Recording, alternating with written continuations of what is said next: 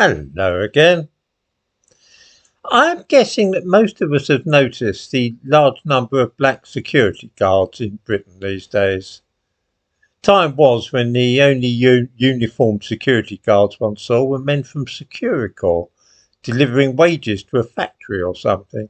But these days one cannot visit a hospital or go to a museum or art gallery without encountering a security guard, most of whom, as I say, seem to be black. Sometimes this can be slightly annoying. I visited the British Museum a few weeks ago and found that before I could look at the Rosetta Stone, I had to let an African rifle through my bag.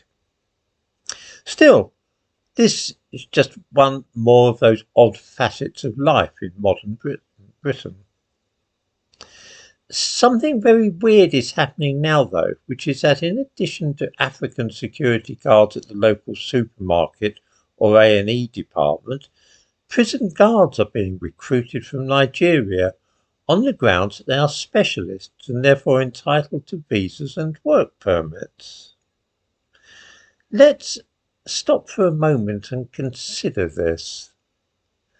There are in this country over 9 million people aged between 16 and 64 who are economically inactive, which is to say that they don't have jobs. More than 9 million. I give a link to this figure in the description to this video from the House of Commons account.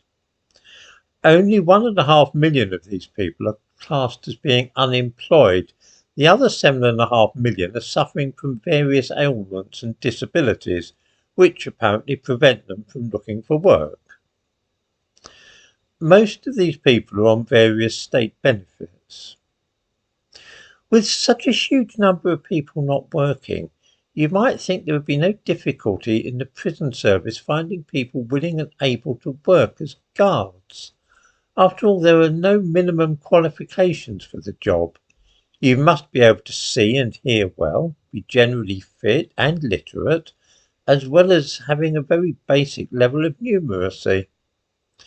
This is one of those jobs where you don't need a degree or even GCSEs.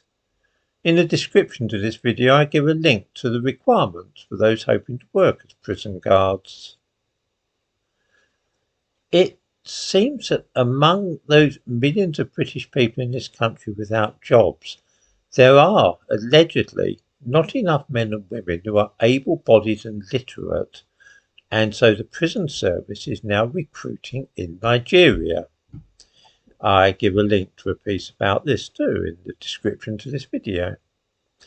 The results of this are absolutely bizarre. It seems that some of the Nigerian recruits are arriving in Britain with their families, expecting to be given a place to live. When they turn up at the prison where they've got the job and find that they are not provided with accommodation, some of them are setting up tents in woodland near the prisons where they are working and living rough in what can only be described as shanty towns. Others are sleeping in cars outside the prison. This at least is what Mark Fairhurst, president of the Prison Officers Association, says. Tom Wheatley, president of the Prison Governors Association, says that word has been spread online and this is what has caused this sudden influx of Africans.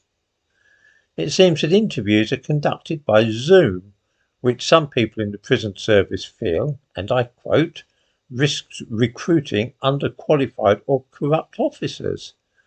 Perhaps in such a case Nigeria is not the best bet if these are the concerns.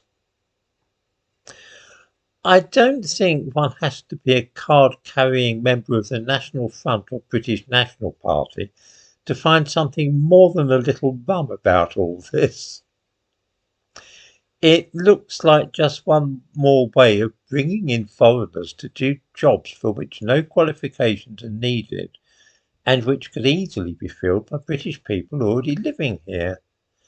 It's all very odd, and I can well understand why some people subscribe to conspiracy theories when you examine this sort of situation.